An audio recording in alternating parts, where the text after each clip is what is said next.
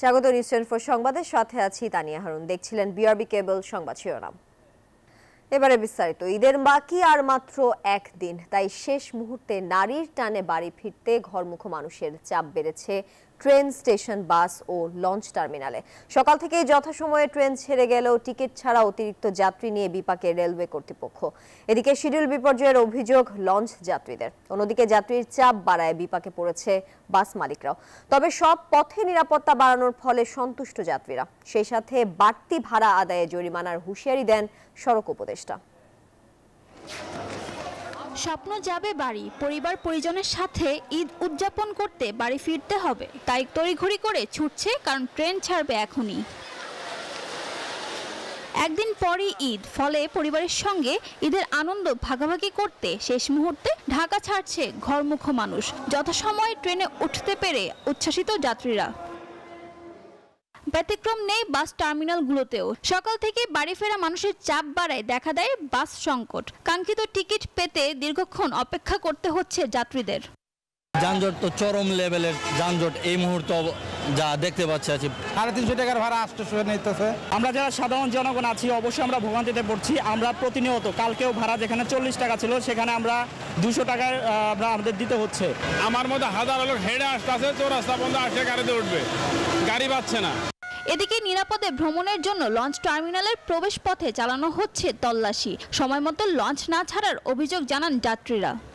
এবছর যাত্রীদের সুবিধার্থে প্রত্যেক টার্মিনালে সকাল 8টা থেকে 11টা পর্যন্ত মোবাইল কোর্ট বসানোর পাশাপাশি বাড়ানো হয়েছে আইন শৃঙ্খলা রক্ষাকারী বাহিনী। এবারের ঈদ যাত্রা স্বস্তিদায়ক হবে বলেই প্রত্যাশা কর্তৃপক্ষের।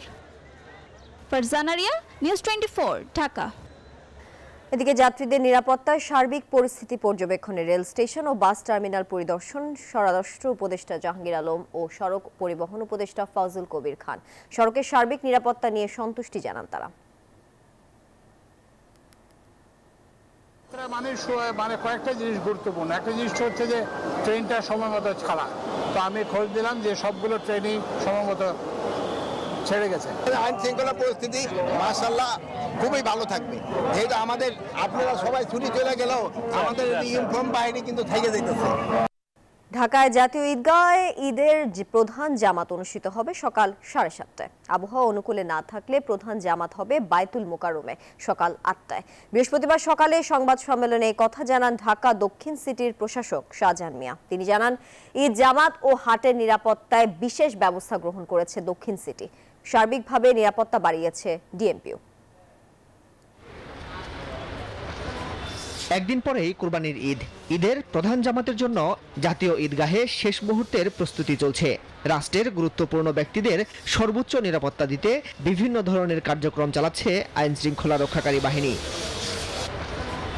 ঈদ জামাত নিয়ে বৃহস্পতিবার সকালে ঈদগাহে ব্রিফিং করেন ঢাকা দক্ষিণ সিটি কর্পোরেশনের প্রশাসক শাহজাহান মিয়া। বলেন, জাতীয় ঈদগাহে ঈদুল আজহার প্রধান জামাত সকাল 7:30টায়। একসঙ্গে নামাজ পড়তে পারবেন 35,000 মুসল্লি।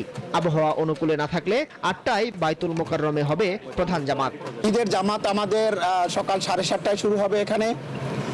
আর যদি আবহাওয়া এমনই খারাপ হয় যে এখানে কোনো ক্রমে নামাজ আদায় করা সম্ভব হচ্ছে না, তাহলে সেক্ষেত্রে আমাদের বিকল্প হিসেবে বায়তুল মোকাররম সকাল 8টায় সেখানে আমাদের ঈদের জামাত অনুষ্ঠিত হবে।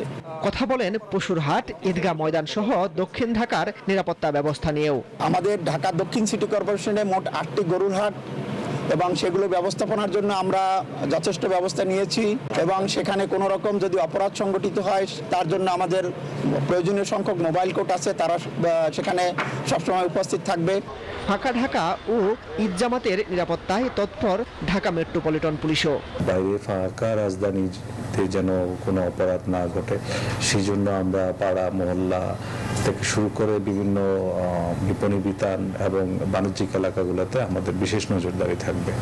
জামাতে নিরাপত্তার জন্য হুমকি এমন বস্তু না আনার ক্ষেত্রে সবার সহযোগিতার আহ্বান তাদের। মাসুদ সুমন, নিউজ 24, ঢাকা। এবার থাকছে স্যাভলন কোরবানির হাট আপডেট। বিভিন্ন জেলায় শেষ মুহূর্তে জমে উঠেছে কোরবানির পশুর হাট। তবে হাটে ছোট ও মাঝারি গরুর চাহিদা বেশি। ক্রেতাদের কাছে দাম সহনীয় থাকলেও বিক্রেতারা বলছেন কম দামে পশু বিক্রি করতে হচ্ছে তাদের। এদিকে হাটে জাল টাকা শনাক্ত ও ছিনতাই রোধে তৎপর রয়েছে আইন শৃঙ্খলা বাহিনীর সদস্যরা। প্রতিনিধিদের পাঠানো তথ্য ও চিত্রে ডেস্ক রিপোর্ট। যশোরে ছোট বড় মিলিয়ে 16,043টি গবাদি পশুর খামার রয়েছে। জেলায় হাট বসেছে 19টি, সেখানে উঠেছে ব্যাপক গরু ও ছাগল। এবছর কোরবানির পশুর দাম নিয়ে কোনো অভিযোগ নেই ক্রেতা বিক্রেতার, তবে ক্রেতার সংখ্যা গত বছরের তুলনায় কিছুটা কম বলছেন বিক্রেতারা।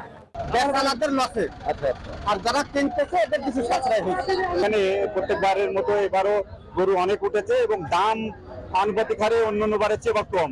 নারায়ণগঞ্জ জেলা জুড়ে বসেছে অন্তত 95টি কোরবানির পশুর হাট। এসব হাটগুলোতে ইতিমধ্যে উঠেছে নানা জাতের ও আকারের গরু। হাটগুলোতে ক্রমশই বাড়ছে ক্রেতাদের উপস্থিতি। জেলা প্রাণী সম্পদ কর্মকর্তা জানান, হাটগুলোতে ভ্রাম্যমাণ ভেটেরিনারি ক্লিনিক রয়েছে। আমরা দেখতে পাচ্ছি নিব, কিন্তু গরু দেখে আর কি পছন্দ করতেছি, তো মোটামুটি দামও ভালো আছে। দামটা এখনো পাঠি নামে নাই, পাঠি আসতেছে, দেখতেছে, পছন্দ করতেছে। পাবনা জেলার 18টি স্থায়ী এবং 7টি অস্থায়ী গবাদি পশুর হাটে বিপুল পরিমাণ পশুর উপস্থিতি চোখে পড়ে। এবারের হাটগুলোতে বড় গরুর পাশাপাশি ছোট গরুর বিপুল সমাহার। তবে দর্শক, কোরবানির পশুর হাটের আরো খবর জানাতে যুক্ত হচ্ছেন আমাদের সহকর্মীরা। শুরুতেই যাচ্ছি গাবতলীতে, সেখানে আছেন সহকর্মী মাহমুদ হাসান। হাসান, হাটে পশু বেচাকিনি কেমন হচ্ছে আর ক্রেতা বিক্রেতারা দাম নিয়ে কি বলছেন?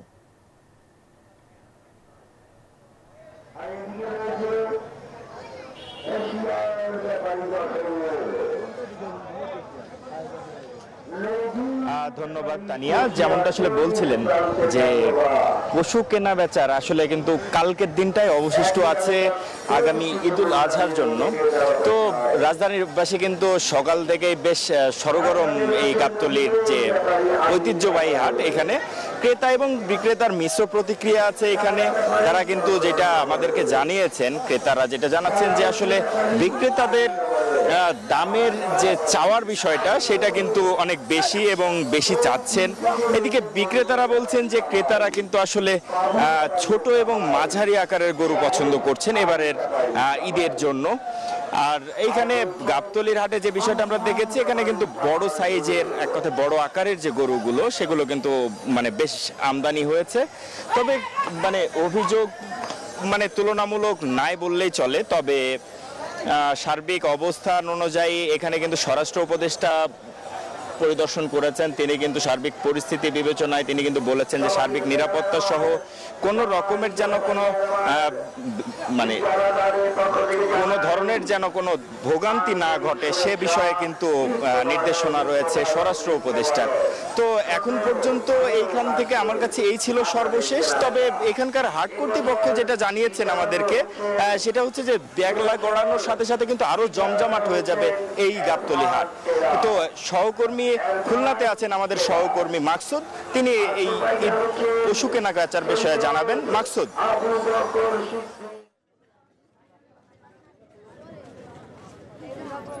জি ধন্যবাদ হাসান। খুলনায় কিন্তু একইভাবে কিন্তু জমজমাট হয়ে উঠেছে এই খুলনার বৃহৎ জোড়াগেট পশুর হাট। এখানে কিন্তু একটা বিষয় উল্লেখ করার মতো যে এখানে কিন্তু আইন শৃঙ্খলা বাহিনীর সদস্যরা কিন্তু একেবারে নিরাপত্তার চাদরে কিন্তু এই হাটটিকে ঢেকে দিয়েছে। এখানে প্রচুর পরিমাণে কিন্তু বড় আকারের গরু এসেছে। আমরা দেখেছি সকাল থেকে কিন্তু জমজমাট হয়ে উঠেছে এই হাটটি। এখানে কিন্তু বড় গরু থাকলেও কিন্তু চাহিদা কিন্তু রয়েছে আসলে মাঝারি এবং ছোট আকারের গরু। একটা তথ্য জানিয়ে রাখতে চাই যে এখানে লালন পালন করেছেন প্রায় 1,29,623 জন খামারি এই বিভাগের। তারা কিন্তু যে পশু এখানে 10,46,000 লালন পালন মানে চাহিদা ছিল পশুর, সেখানে কিন্তু বিপরীতে 14,34,000 পশু কিন্তু তারা লালন পালন করেছে। সেক্ষেত্রে প্রায় 4.5 লাখ কিন্তু পশু উদ্বৃত্ত রয়ে গেছে। আমরা দেখেছি যে নদী এবং সড়ক পথে কিন্তু প্রচুর পরিমাণে খামারিরা গরু নিয়ে এই হাটে এসেছেন। যেহেতু এটা একটা শহর কেন্দ্রিক হাট। যারা আয়োজক তারা বলছেন যে একেবারে শেষ মুহূর্তে কিন্তু এই গরু কেনাবেচা থাকবে। ঈদের দিন সকাল পর্যন্ত কিন্তু এখানে প্রচুর কেনাবেচা হয়ে থাকে। ডুমুরিয়া, তেরোকাদা এবং রূপসায় যে গ্রামীণ হাটগুলো ছিল আজকেই শেষ হয়ে যাবে সেই হাটগুলো, এবং সন্ধ্যার পর থেকে কিন্তু প্রচুর পরিমাণে গরু এই হাটে আসবে এবং এটাই হচ্ছে সর্বশেষ ঈদের দিন সকাল পর্যন্ত এই হাটটি চলবে এবং এখানে প্রচুর পরিমাণে গরু কিন্তু কেনাবেচা হয়ে থাকে। একটা জিনিস জানিয়ে রাখতে চাই, জেলা প্রাণী সম্পদ দপ্তর কিন্তু যে অসাধু উপায়ে যদি কোনো গরু মোটাতাজন করা হয়ে থাকে তার বিরুদ্ধে কিন্তু তারা আসলে ব্যবস্থা নেবেন বলে তারা কিন্তু এখানে মেডিকেল টিম প্রস্তুত রেখেছেন, তারা কিন্তু তদারকি করছেন। সাথে সাথে আইন শৃঙ্খলা বাহিনী এবং জাল টাকা সনদের কর্মকর্তারা কিন্তু এখানে সক্রিয় রয়েছেন। এই ছিল খুলনা গরুহাট থেকে সর্বশেষ। আমরা যাচ্ছি আমাদের সহকর্মী বাবু বগুড়ায়, বাবুর কাছে। বাবু,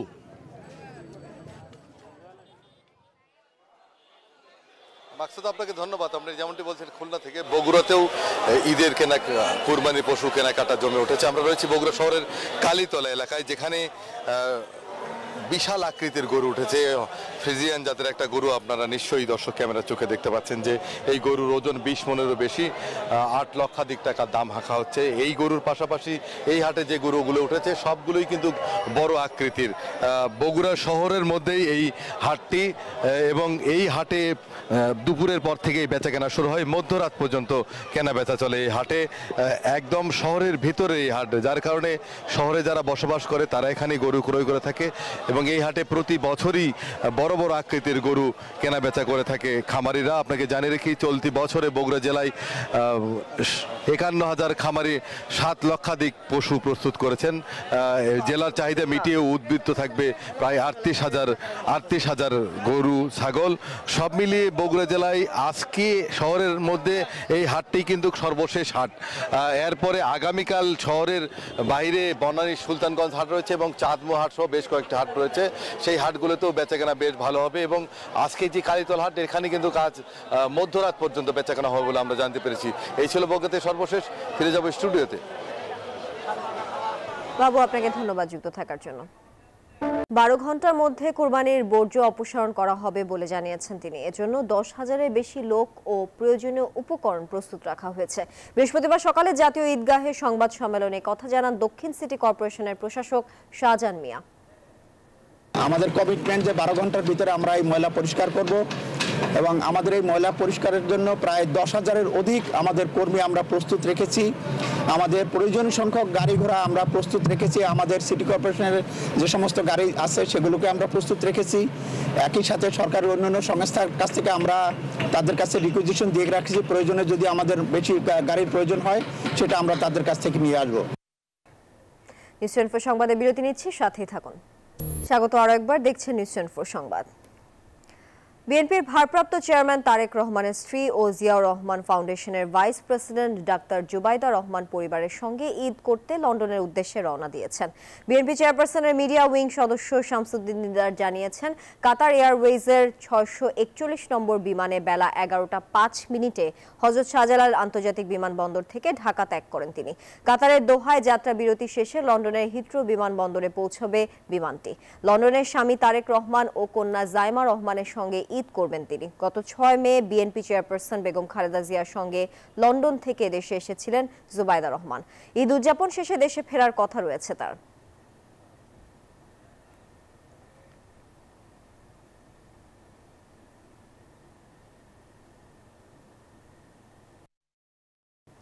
বিএনপির ভারপ্রাপ্ত চেয়ারম্যান তারেক রহমানের স্ত্রী ডাক্তার জুবাইদা রহমান ও তাদের মেয়ে জাইমা রহমানের বিরুদ্ধে সামাজিক যোগাযোগ মাধ্যমে ফেক আইডি ব্যবহার করে নানা অপপ্রচার চলছে বলে জানিয়েছেন দলটির সিনিয়র যুগ্ম মহাসচিব রুহুল কবির রিজভী।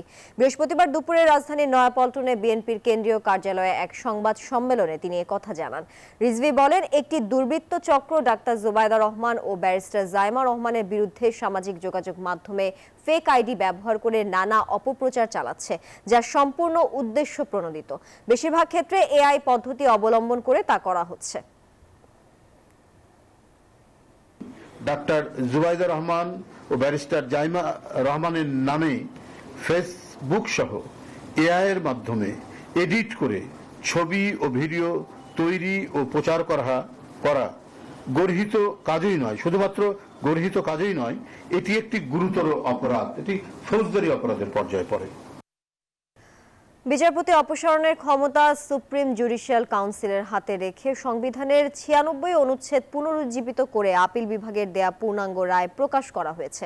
বৃহস্পতিবার সকালে সুপ্রিম কোর্টের ওয়েবসাইটে 50 পাতার এই রায় প্রকাশ করা হয়।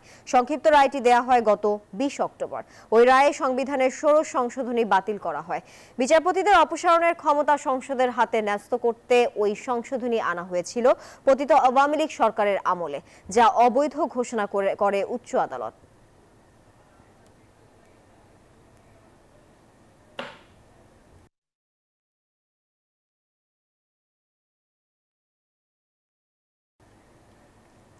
সংবাদের পর্যায়ে আবারও বিরতি নিচ্ছি, সাথেই থাকুন।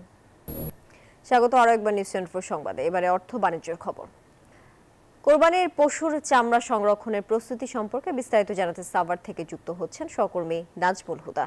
নাজমুল, চামড়া সংরক্ষণের জন্য কি কি প্রস্তুতি নেওয়া হচ্ছে, বিস্তারিত জানাবেন।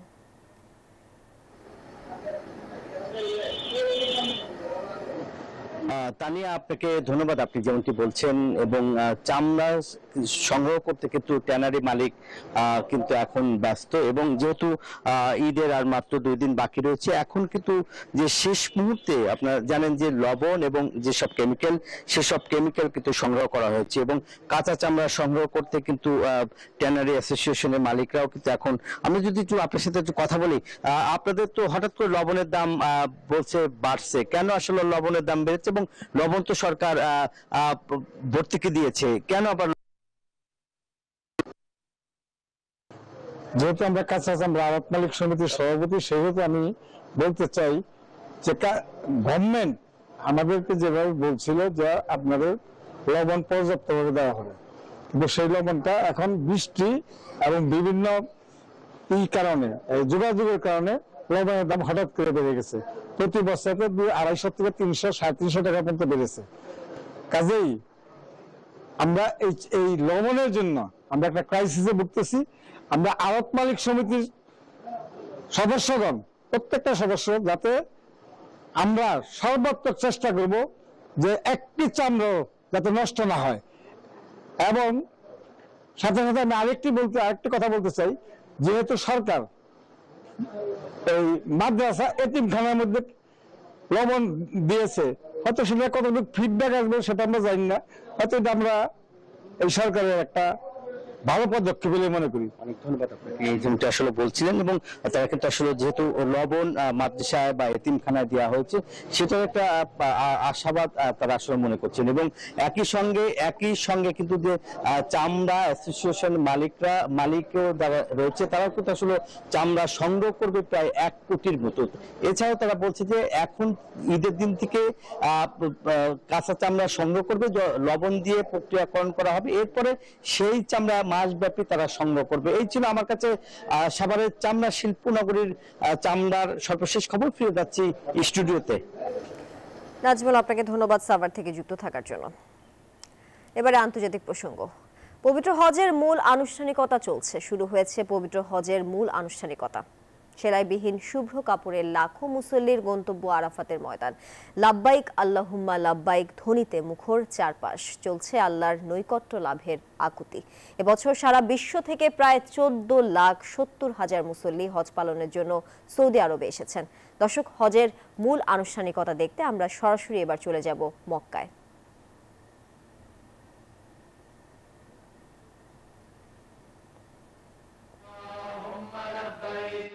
لبيك لا شريك لك لبيك إن الحمد والنعمة لك والملك لا شريك لك لبيك اللهم لبيك لبيك لا شريك لك لبيك إن الحمد والنعمة لك والملك لا شريك لك لبيك اللهم لبيك لبيك لا شريك لك لبيك إن الحمد والنعمة لك والملك لا شريك لك لبيك اللهم لبيك لبيك لا شريك لك الحمد والنعمة لك والملك لا شريك لك لبيك اللهم لبيك لبيك لا شريك لك لبيك إن الحمد والنعمة لك والملك لا شريك لك لبيك اللهم لبيك لبيك لا شريك لك لبيك إن الحمد والنعمة لك والملك لا شريك لك لبيك اللهم لبيك لبيك لا شريك لك لبيك إن الحمد والنعمة لك والملك لا شريك لك لبيك اللهم لبيك لبيك لا شريك لك لبيك إن الحمد والنعمة لك والملك لا شريك لك لبيك اللهم لبيك لبيك لا شريك لك لبيك إن الحمد والنعمة لك والملك لا شريك لك لبيك اللهم لبيك لبيك لا شريك لك لبيك إن الحمد والنعمة لك والملك لا شريك لك لبيك اللهم لبيك لبيك لا شريك لك لبيك إن الحمد والنعمة لك والملك لا شريك لك لبيك اللهم لبيك لبيك لا شريك لك لبيك إن الحمد والنعمة لك والملك لا شريك لك لبيك الله। দর্শক, হজের মূল আনুষ্ঠানিকতা দেখতে আমরা সরাসরি যুক্ত ছিলাম মক্কায়। যাচ্ছি পরবর্তী প্রসঙ্গে। জাতিসংঘের নিরাপত্তা পরিষদে গাজা উপত্যকায় অবিলম্বে নিঃশর্ত ও স্থায়ী যুদ্ধবিরতির আহ্বানে আনা একটি প্রস্তাবে ভেটো দিয়েছে যুক্তরাষ্ট্র। ৪ জুন এই প্রস্তাবের উপর ভোট হয়, যেখানে নিরাপত্তা পরিষদের ১৫ সদস্যের মধ্যে যুক্তরাষ্ট্র ছাড়া বাকি ১৪টি দেশ প্রস্তাবের পক্ষে ভোট দেয়। এদিকে গাজায় ইসরায়েলি বর্বরতা চলছেই। বুধবারের হামলায় আরও ৯৭ জন ফিলিস্তিনি নিহত হয়েছে। ইসরায়েলি হামলায় গেল অক্টোবর থেকে এখন পর্যন্ত নিহতের সংখ্যা ছাড়িয়েছে ৫৪,৬০০ জনে। এখন এই পর্যন্তই। ধন্যবাদ সবাইকে।